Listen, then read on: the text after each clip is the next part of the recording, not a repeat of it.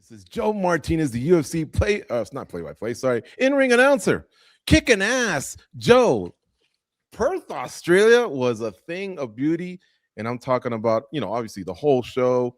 It was great fights and all that, but man, when you introduced JDM and Carlos Prates, I got goosebumps. Not only that, when I had to watch the fight again because I had to prep for the week, when we kind of do all the recap shows, I go back. I kept hitting go back 10 seconds, go back 10 seconds, go back 10 seconds, just so I could hear the Aussie, Aussie, Aussie. Like, dude, you really brought it. That might have been your best intro I've ever seen. And of course, I've always told you you're an outstanding announcer. Oh man, thank you. Yeah, that was a lot of fun. I've actually been doing that for 14 years since the first time I was in Australia. But I guess this time it made an impact, and that's cool. I appreciate that. Thank you. Yeah, well, yeah, I've heard it before, definitely, but maybe it was because I was super pumped about the fight. Yeah. From the minute I heard JDM versus Carlos Prates, I know those two guys come to play. So my expectations were high for the fight. But like I say, a lot of it also the stare down, when the referee gives them the final instructions. These guys are going 5 rounds. You're seeing the best of the best. So it's a whole team effort, but you had such a big part in it.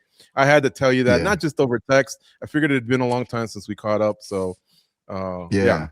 That's funny because when they do the stare down, Beltran was the ref, and he goes, "We're in the airport, we're in the line getting on the plane." He goes, "Hey, you cut me off, Holmes." And I said, "I know, bro, I know." Because, he does his spiel. He's like, "Okay, I talked to you in the back, told you the rules. I want a good, clean fight. You guys want to touch gloves?" They didn't touch gloves. So I bounced on him, and he goes, "All right." And the mic was already gone. He goes, "Oh, man, you missed my spot." And I go, "I'm sorry, bro. I know." I said, "I forgot, Mike. I forgot it was about you, dude. My bad." Yeah. Shout out to Beltran, Mike Beltran. I think he just retired as a LA sheriff slash detective. Like, he moved around and worked a lot of different units. It's like a traveling circus for you guys, right? A lot of you all kind of just hang out, know each other. And I unfortunately, not too unfortunate, but I stay at the Fighter Hotel, and the officials stay at a different hotel. So really the only person I hang out with is Albert, the DJ, AL3. We do our food together, and because I know he's straight and narrow. He don't mess around, and we just keep it classy. Go out and eat, catch a movie, just chill. But that's it, dude. Other than that, but this time, actually on Sunday, because I didn't fly out till midnight after the show, Timba Garimbo was downstairs, and I heard like, "Joe Martinez," and I was looking around. I don't see anything. Timba is dark, and the hotel was already dark. So I was like, "There's this shadow calling my name." And I was like, "Where did the shadow come from, man?" And then he goes, "Hey, man," he's like, "You want to come eat some South African food?" And I was like, "Yeah, let's go." So he goes, "Let's go." So we hopped in a car, and we went to his friend's house, and he goes, "You're gonna have a good South African meal from Zimbabwe, where I'm from." And I said, "Oh, I'm looking forward to it. I'm a food guy, I get in the car with him, and I'm talking. So, how do you know these guys? Like, we're here in Perth. And he goes, "Oh, I met him yesterday." And I'm like, "What?" I said, "You said they were your friends, bro." He goes, "Yeah. You meet him. I mean, you meet a friend from Zimbabwe. They're your brother, immediately. So we're good." And I was like, "Bro, I don't know." I was thinking, I need to turn this thing around and get back, setting me up. But oh my gosh, it was such a treat. Those guys were so hospitable and amazing. The food was fantastic. And I was blessed to be a part of that. It was really neat. Very cool. All right, so let me ask you a couple follow-ups. I'll follow up on this one. That hotel lobby, you get complaints, you mispronounce my name, you get props like what I gave you, bro. You knocked it out of the park. What's the communication you've had with fighters over the years? Any of them that stand out? Nah, I really other than like maybe Sergey Spivak, or saying like, "My people love you in my country," and I said, "Oh, really?" He goes, "Yeah, you say my name correctly, and you say where I'm from, my town correctly," and I'm like, "That's props right there." And I've always said that every show I've ever been on, like the two things that matter most are where they're from and how you say their name. Get those two things correct, and everything else can be wrong. So I take a lot of pride in my phonetics and pronunciations of of these different countries and origins of names.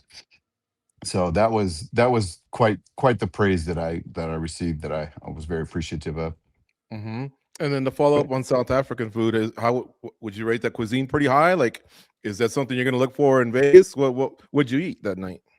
honestly, I wouldn't say I'd go look for it, but I wouldn't be like, nah, heck no, I'm not eating that again. It was really Hmm. good. You eat with your hands, and you get this thing. It's like a mashed corn, very fine, and it becomes a ball, like a rice ball, but very fine. And you just put your hand in it, you roll it up, and then you push your thumb in it, and it's kind of like a bowl. And then you take your meat and you put it in there, and you start eating it, and that's it.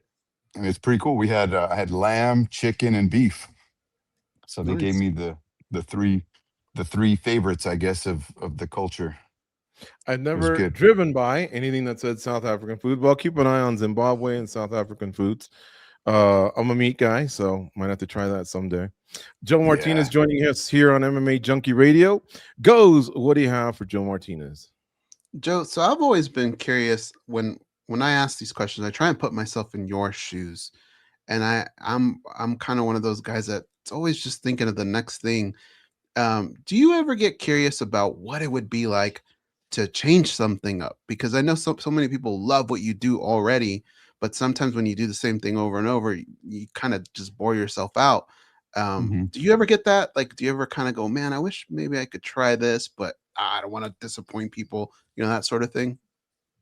Uh, you know, I think for a long time prior to Make Some Noise or Are You Ready, you try to find something that hits, but then when you're doing it once a month, it's not a big deal because like, cool, it's not, there's no what's it called, boredom with it or whatever. But some things just hit all the time. I love Bruce's stuff, like we are live. The fans, they know it, they love it, they say it. It's time. They know it, they love it, they say it. The whole arena does it. So to endeavor to do something like that, that everybody knows, that's a high standard to hit. So I try just to do what I do, and you can't compare yourself to another announcer. It's just you're a one of one, and there should be only one of you. Imitation is flattery. I get it, but his style is his, and it's not something I would do or mimic. Um, I did implement like a little bit of a starter. I think I first did it maybe in Singapore, or like the moment we've all been waiting for is now, like to open up a main event. And that's kind of getting a little bit of traction. I think that the response has been pretty good on it. But again, I don't like, bro, I'm not even on social media, so I don't know. People could say this is so stupid. This guy's an idiot, and they probably do. Which is another reason why I don't do social media, because hearing what people have to say about me, good or bad, it's like I don't want any exaltation, and I don't want any trolling done on me. So I stay in my lane, do my thing, and hop on the plane. You know, that's it. My It's kids weird. don't even watch my stuff, dude. Really? Did you Really? see? Yeah, did you watch the main? And they're like, huh? No. My daughter loves UFC. She watches all the fights. But of course, Perth was we started what at 1 a.m. for you guys here in Vegas. Hmm. True. Yeah. That's true. So even though she's a night owl, she was not awake at 7 o'clock in the morning to catch that part. Well, look, I'm not blowing smoke. I honestly, even like Tom Brady, people talk trash about him and look at what he's accomplished in life. I don't know anybody that's ever said anything bad about you, Me honestly. neither. I Me really neither. No one don't. said nothing. Yeah, you know, you kind of kill it. But you did say, you don't want to compare yourself to other people. Have you ever compared yourself to yourself? And what I mean by this is there's you doing your thing with UFC, but then there's Zuffa mhm. Boxing. Are there any differences at all? Like, is the mindset ever different? Is anything different about that? Or do you feel like you're the same dude? Yeah, that's a good question. I don't honestly feel like the same dude. It's weird. I think MMA, I kind of don't feel like it is my place. I've kind of just embraced the position that I have and accept it for what it is. I'm the number two guy, and heck, I'm good with number two. I don't mind that. Zuffa Boxing, when it was presented to me, like, you're the number one guy, you are the guy. There's no backups, no fill-ins, and that's it. So I take a lot of pride in that. Like, man, they're entrusting me with this new project that could become something massive, and to put me as the main, guy for it, it carries a lot of weight on me, to make sure I'm performing. So for as far as presentations go, I feel like I can be a little bit more methodical with it, slower. In UFC, I feel like the pace is much quicker. So I want to intro, get up out of there, sit and let the fans watch the fight. For boxing, I feel it's a little bit more of a gathering. You know, I've always seen boxing as more of an event. Yeah, UFC is, but UFC is like the monster truck rally of fighting. Like, yeah, man, and boxing is more elegant. And it's a science. You know this, guys. I mean, it's the sweet science, and it's been called that for a reason, because the technicians that are putting forward the work, with the 2 points of contact to score head body, you know, the way they utilize those mechanics that they have are far different from MMA. So I think it's always drawn a lot of attention. Not that UFC hasn't, because I mean, gosh, it's a who's who at most of these events, right? But boxing too, is a massive who's who and has been for a very long time. So I feel it's a little bit more elegant, I would say, boxing Joe, atmospherically. so back here, there's a UFC glove, there's a WEC glove, there's boxing gloves around here somewhere. You've done a lot. If you could go back to one night, and whether it's to just Bro, you got relive Cage it, Warriors gloves there too, don't you? yeah, that one was hard to Yeah. get, but he I've helped done out a all lot. those except for Bellator. Darn it. All of them Yeah. except for Bellator. Wow, Yep. that's pretty good. I did Strike Force, WEC, UFC, Cage Warriors. Yeah. No Bellator though. Yeah. Huh. Well, if you could go back to one event, whether it's to just relive it and feel that energy again, or to change something up, which would it be? Probably the first of my favorites was Faber Sal in Sacramento at Arco Arena. And that was WEC kind of leaving the nest on a large scale, outside of the joint at the Hard Rock, venturing out into, a 10,000 plus seat arena. And Faber, of course, being from Sac, that was an event, and it was really cool. Like, even the Kings had us come out the night before, and I got to get on the mic and talk a little bit about the fights the next night. And I did a baseball game while I was up there. It was just a cool little week for me, to be a part of Sacramento and that event. And then, of course, the fight, the electricity was just, yeah, it was second to none for me at the time. I felt the same energy and above since. But at that time, if I could go back, that would be one for sure. That was that I'll store forever. As long as I don't get dementia, or maybe that's something that'll just stick with me when I do get dementia. Possibly. I'll just keep reliving the same thing. Like, where's Faber? Where's Rafael? So, Joe, let me ask you a question. Do you get goosebumps? Like, I'll give you Oh, an example. yes. The song that California Love, I think it's called, that Favor walks out to, at an event itself. Are you kind of sitting there like, yeah, I'm just here to do my job, or do you get goosebumps at big moments of the night? No, yeah, no, they hit different. They do. Zombie. We were in Singapore when he fought Holloway, and the way he was just adored by the fans, and the sing along that happened prior to his walkout, and him standing at the top of the steps to enter the octagon and just kind of soaking in the moment.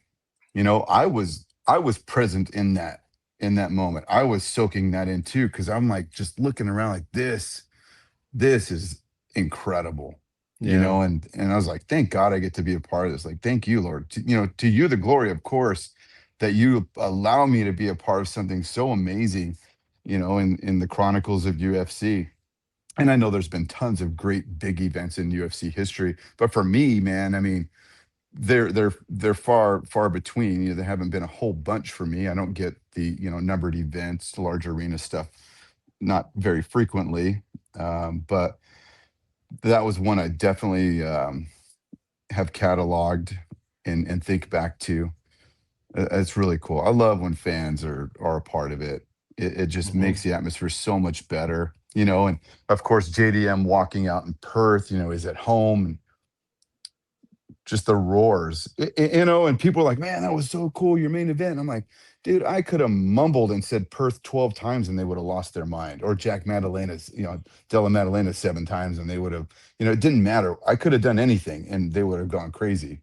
It just happened to, you know, I don't know. I'm just a part of something else. Well, yeah, I guess you're right, but the execution. I guess maybe I'm a geek and I watch those things. It's so seamless, and so that's why I heap the praise on you.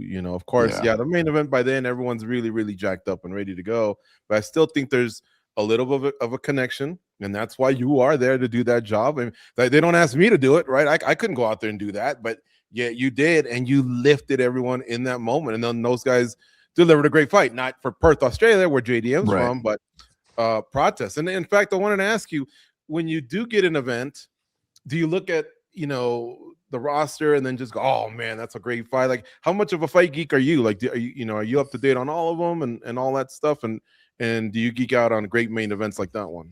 Yeah, absolutely. Like main events for sure. I love to see who's the main, who's the co.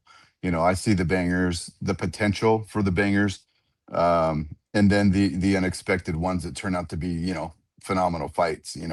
I get to see a lot of the newer guys to the organization, Right. and them developing their notoriety. Like Sean before he was Sean, not Strickland, but O'Malley before he really started to blow up. And he had a little bit of a chip on his shoulder following that I think plays a lot into your average fan and makes them more of a fanatical. So I think this organization, the way it's been built, appeals to absolutely every single person on this planet. You can relate to one fighter, if not many, on any card. Mhm. So it makes it easy for you. And just the model, the way it's been done. I mean, you guys know with Ultimate Fighter and Contender Series, you're developing a relationship with these guys and you don't even know them. When Ultimate Fighter came out, we didn't know any of these guys. But now we developed this like, oh gosh, I just love his story, or this guy's such a jerk. I hope he loses, like, and then you get to grow and get to know them a little bit more. And it's almost like what are those things where this is probably too dark, but people that become obsessed with an Stalkers? artist, stalker, the stalker syndrome type of stuff, where they think they're your boy, and the dude, like, I don't even know you, but they feel that connection to you. Mhm. Not that I've had many of those, but I can understand on a lower level what that's like. um but like I said, I think it just the way it's been built, you have so much appeal and personality in this organization that it's just been done right. Mhm. I know you got some warm food waiting for you, so I'm gonna try and rapid fire these. All right. Um, you're always dressing slick in your suits and all that. Can a suit make it out of a night of fights without sweat and blood, or is it straight? I mean, obviously it's always straight to the cleaners, but are any of them just toast for whatever reason? You know what, man? These days, I'm because of my position where I'm sitting is, I'm well beyond the octagon. I have a table that is 15, 20 feet from the octagon. So I don't really catch any of the sweat or blood. If anything, I maybe have leaned my head on the top railing, or the foam padding, and caught some blood on my head, or you touch something on the ring or the ropes, or climbing in the ring and you catch some blood on you. That's the difference between the octagon and the boxing ring, of course, other than the square in the octagon is, I got to climb through ropes. So yeah, I'm probably getting sweat and blood all over my suit constantly. But I had used to sit at the table, and there'd been times where dude caught a left hook and like slow motion blood blob on my face. it's just the part of the game. You just kind of sit there Yep. like, whatever, man, I'm a man, and just wipe it off and throw it. But yeah, no, it's far between those events now. I don't really get a lot of DNA on me other than my shoes, which are not allowed to be walked. I mean, I can't walk in the house in those things. I remember John Anik once told us he went to Uberlandia, Brazil, or one of those, and he said it was so humid. It wasn't not only the blood and the sweat, but he was actually sweating profusely. He said, "I didn't even bother with the cleaners. The suit was just done." That's Oh, funny, man. yeah, I've done those, man. Puerto Rico, no AC, municipal auditoriums, too many people in the house, and yeah, it's some funky stuff I've been a part of. Dude, I paid dues. We've all paid dues, and I wouldn't turn it any other way. I'm glad that I got to go through struggles. I'm glad that I still get to go through struggles because it makes me just appreciate absolutely everything I got, man. Like the number one thing I don't want to ever be is complacent. I'm never going to mail in a show. You know, Hmm. I may be tired or sick, but man, I'm going to do the best I can possibly do with what I have available inside of me. But I What's the wouldn't change sickest or anything. jet lagged you've ever been, like to a show where you just feel like crap, but you still Damn. pull through? I guess you have any It stories was like that? Yeah, it was probably 2 years ago. We're at the Apex, and I had pneumonia really bad, Damn. and, I told him on Monday, I said, "Dude, I got pneumonia bad." I had uveitis, so the uvula in my throat had swollen, it was sitting on my tongue, and I got up that morning, and I told my I said, "Honey, I can't talk," and she's like, "What?" I was like, "Oh, and then I opened my mouth, she goes, "Oh my god," so we went to the emergency room, and they got me sorted out really quick, but I called my producer and I said, "Hey, can you check if Bruce can do the show? I got pneumonia really bad, and I don't think I'm going to have any cords for you." And he goes, "Okay, let me check." He got back, he goes, we need you if you can make it, man. We really need you." And I said, "I'll be there." And just sucked down tons of honey and hot teas, and just did everything I could to make sure I could give something.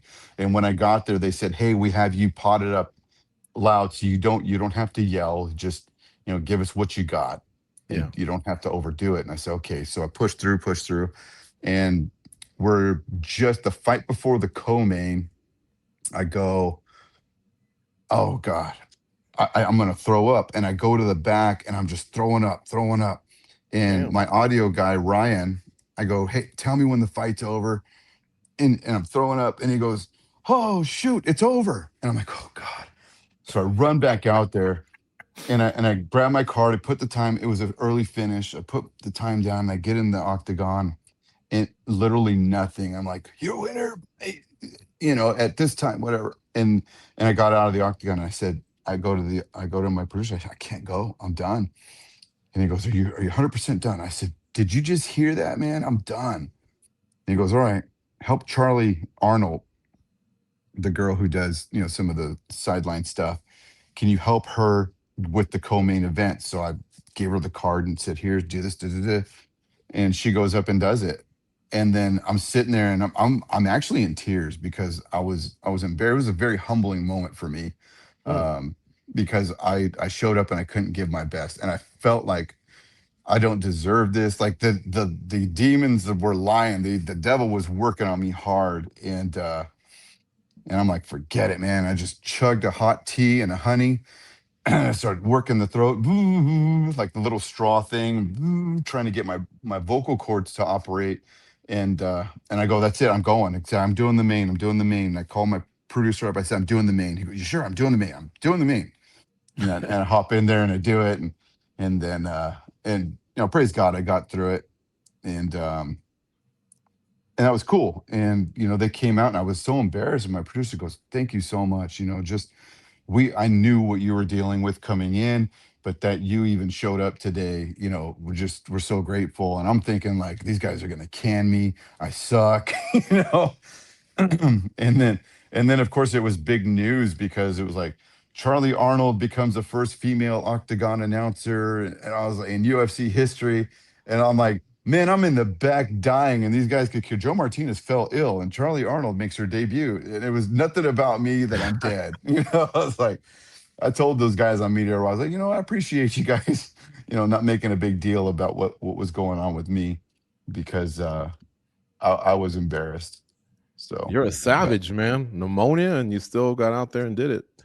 That's cool. Yeah. Do you get your schedule for the whole year, or is it like month by month? Like, do you already know what's ahead? I've always wondered how that works. Yeah, I think I'm booked up to September. I usually have a good 5 months or so that I know what's going on. By the way, I got Noche this year. Oh, nice. Nice. You First should. time. Yeah, first time ever. So I'm Lots excited of about that. We Lots kind of of locals made forever, man. We kind of made a big deal about that last time. I'm kind of thinking like what I'm gonna say. Like, what I better not disclose too much. They might say, you know what, we're not gonna use you for Noche this time, Joe. I'm not gonna say too much.